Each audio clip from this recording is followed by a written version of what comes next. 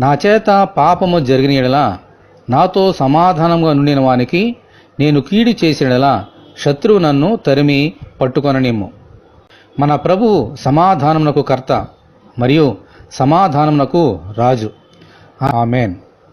అందుకే మన ప్రభు సమాధానపరచువారు ధన్యులు, వారు దేవుని కుమారులు అనబడుదురని మనకు బోధించారు. మన ప్రభువుని నమ్ముకున్న బిడ్డలాగా మనమందరము మనకు కీడు చేసిన వారితో సైతము సమాధానం కలిగి ఉండాలని దేవుని వాక్యము బోధిస్తోంది. అట్లయితే మనతో సమాధానంగా ఉన్న వారితో మనము ఇంకెంత సమాధానంగా ఉండాలి?